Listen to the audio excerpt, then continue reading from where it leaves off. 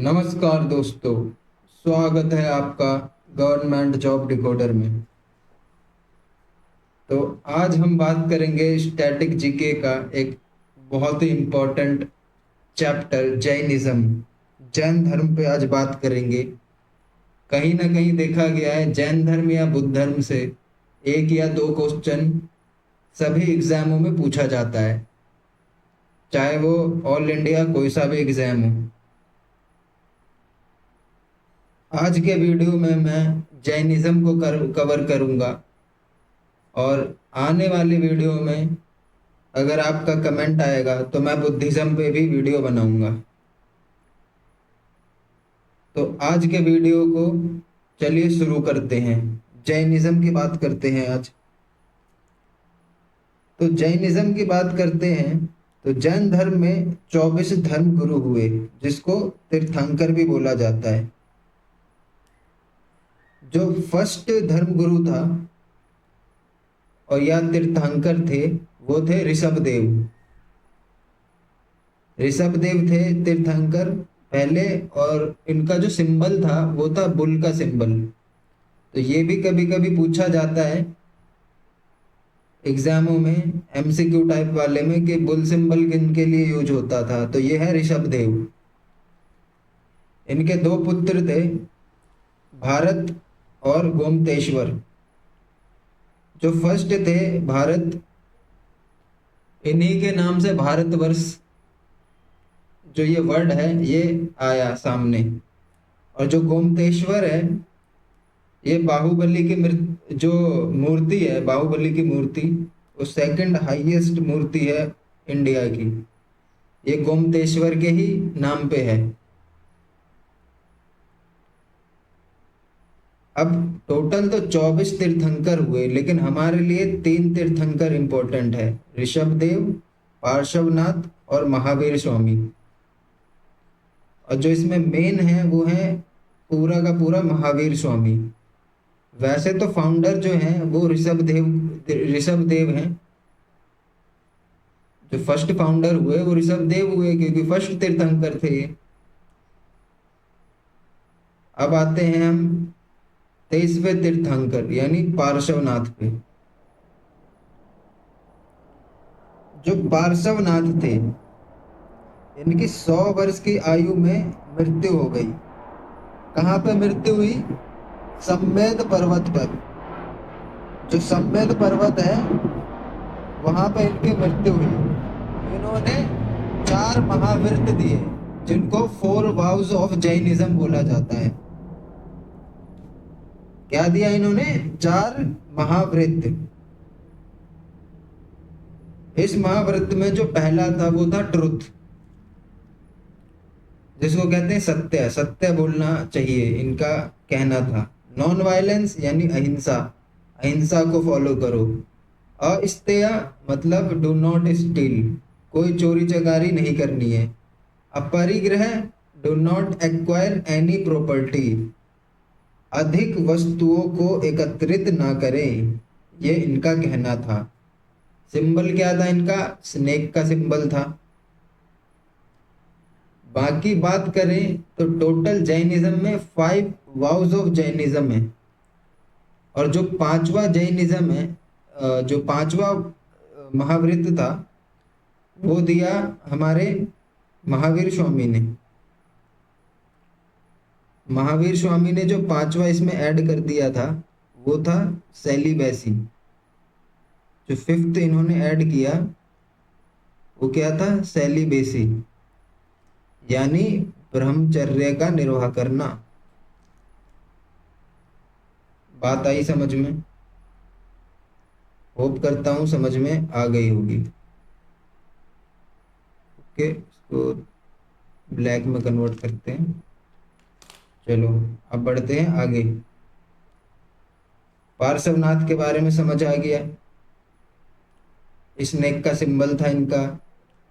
4 vows of Jainism दिया। 100 वर्ष की आयु में इनकी मृत्यु हुई सम्मेद पर्वत पर। इनका मतलब समझ में आ गया, ट्रुथ, नॉन वायलेंस, अस्तेय, अपरिग्रह।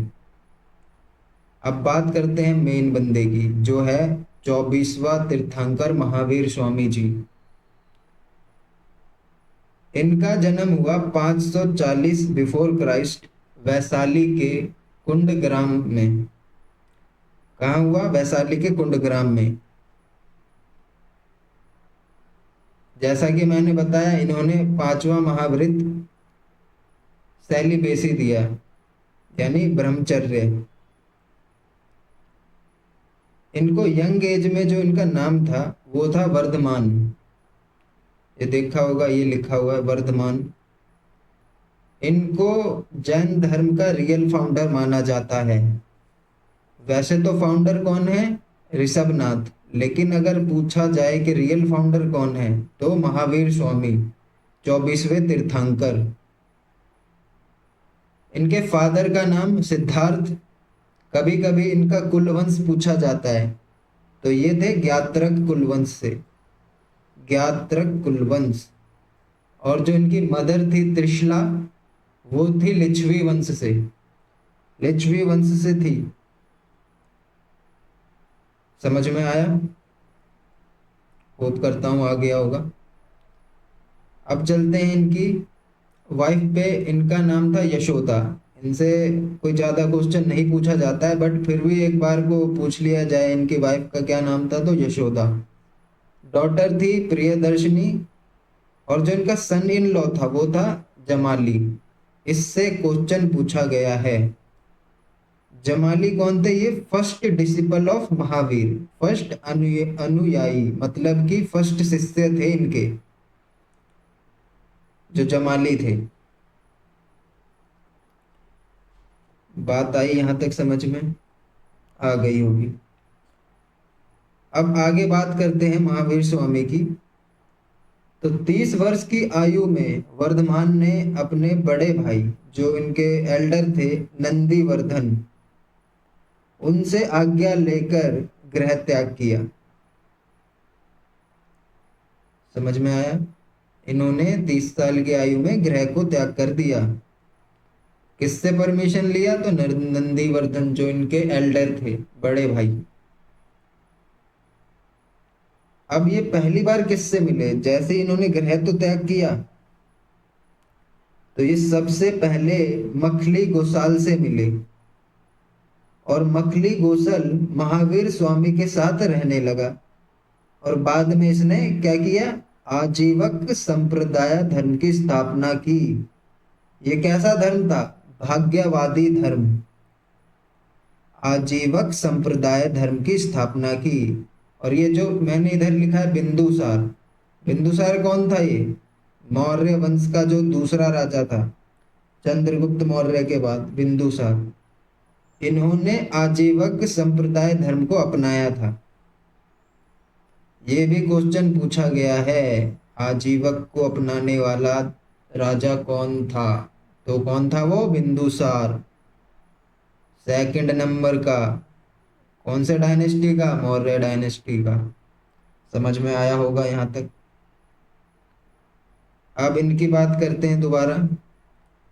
इन्होंने कैवल्य की प्राप्ति की। कैवल्य की प्राप्ति कैसे की इन्होंने?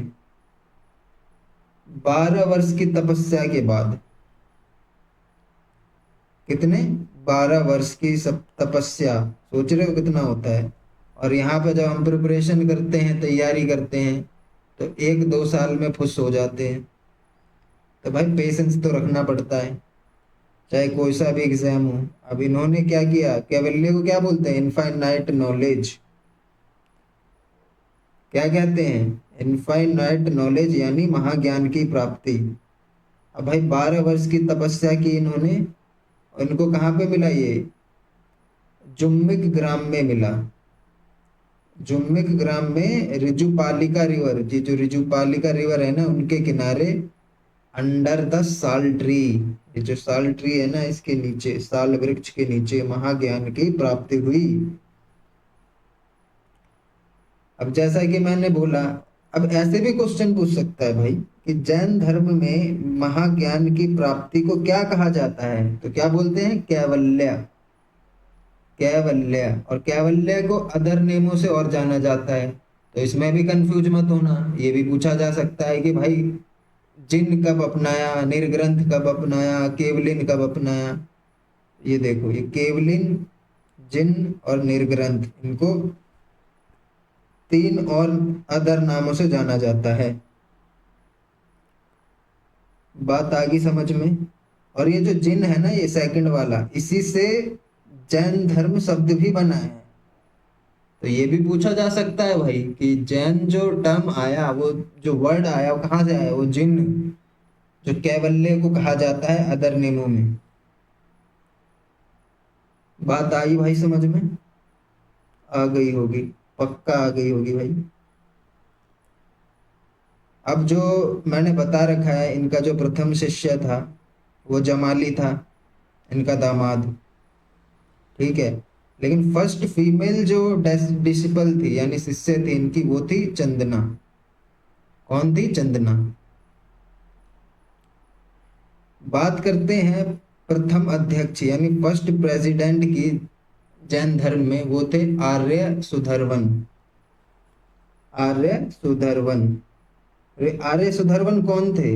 इसके पीछे की भी बात मैं बताता हूँ। महावीर स्वामी ने मगध में जैन धर्म का प्रचार करने के लिए 11 शिष्य नियुक्त किए, यानी 11 डिसिपल। इन्हें महावीर स्वामी के 11 गणधर कहा जाता था। क्या कहते थे? 11 गणधर। इनमें से 10 की मृत्यु हो गई भाई, महावीर स्वामी जी के सामने हो गई। और जो 11वां थे वो थे आर्य सुधर्वन, जो प्रथम अध्यक्ष बने। और इनकी भी मृत्यु 468 जो है ना, 468 बिफोर क्राइस्ट में हो गई। कहाँ पे हुई? पावापुरी में। बात आई समझ में? और इनकी बात करें महावीर स्वामी की, तो इनकी मृत्यु मल्ल राज्य में हुई थी। कहाँ हुई थी? मल्ल राज्य में। और जो इनके कंटेम्पररी थे गौतम बुद्ध, उनकी भी मृत्यु मल्ल ही राज्य में हुई थी। तो ये भी याद रखना भाई। अब आते हैं 300 बिफोर क्राइस्ट में। कहाँ थे? 300 बिफोर क्राइस्ट में स्थूल भद्र और भद्रबाहु कौन थे भाई? ये दोनों कहाँ से आ गए? ये जो थे बंदे, ये मगध में प्रचार कर रहे थे, और ये महावीर स्वामी के प्रसिद्ध शिष्य थे। समझे? अब जब फर्स्ट काउंसिल हुआ इनका, ये जो अभी काउंसिल के बारे में आगे आएंगे, जैन काउंसिल के, पहले इनके बारे में बात करते हैं। जो स्थूल भद्र थे वो तो मगध में ही रुके, ठीक है। और जो इनके शिष्य थे वो क्या कहलाए? श्वेतांबर, यानी श्वेत वस्त्र धारण करने वाला। और जो इनके दूसरे शिष्य थे भद्रबाहु, ये चले गए श्रवण बेलगोला, कर्नाटका, और इन्होंने साउथ में जैनिज्म को स्प्रेड किया, फैलाया।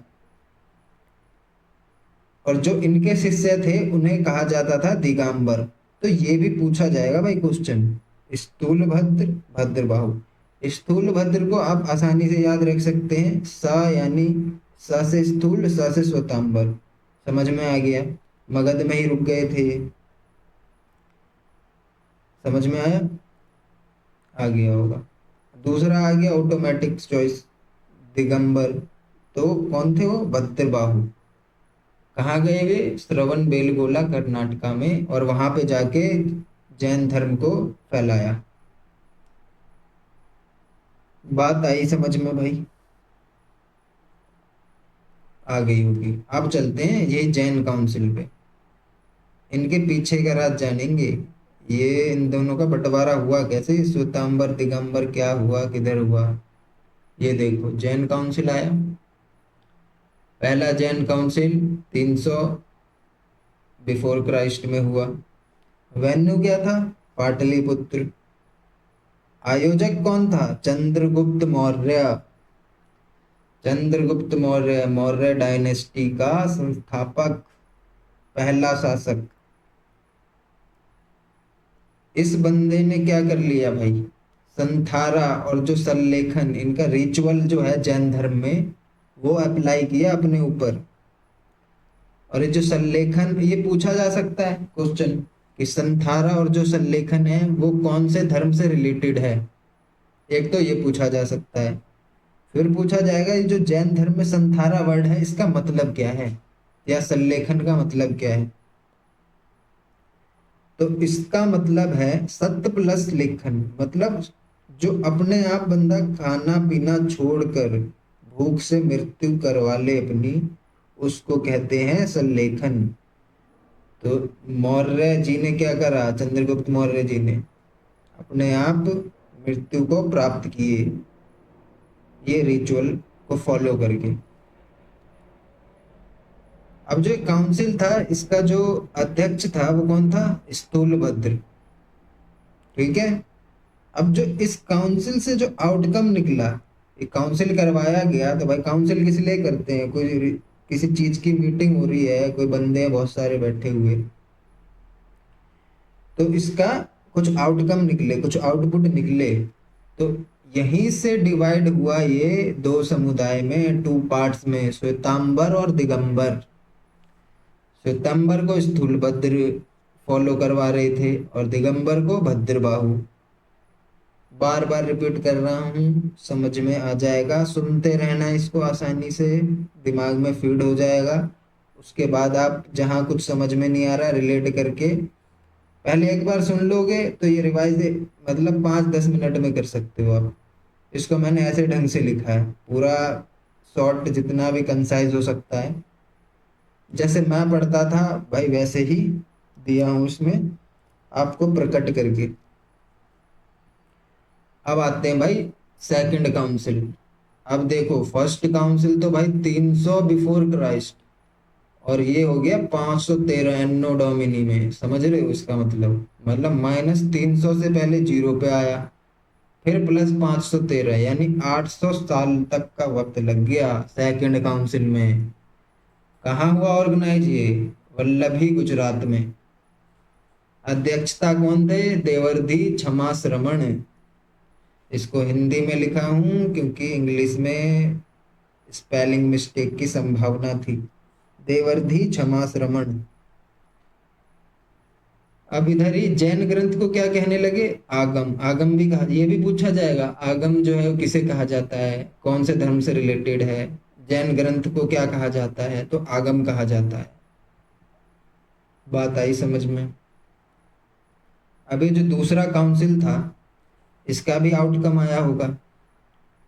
आउटकम क्या आया कि लिपिबद्ध कर दिया गया।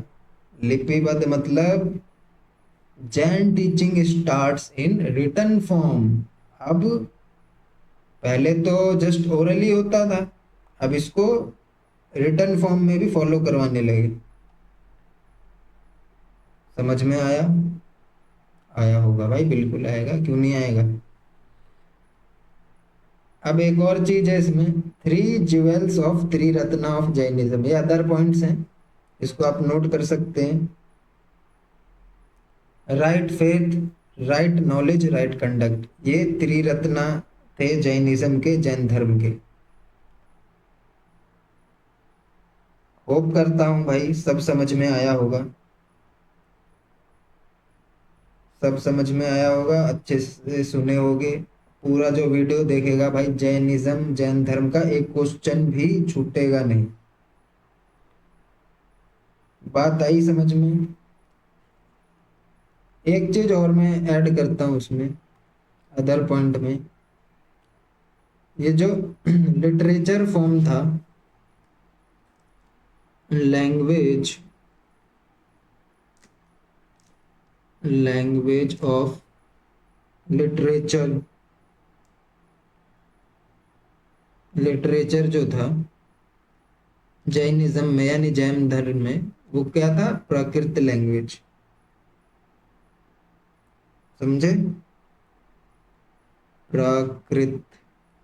ये भी पूछा जाता है, इसलिए मैं अदर पॉइंट में, अभी मेरे को याद आया ये। प्राकृत लैंग्वेज।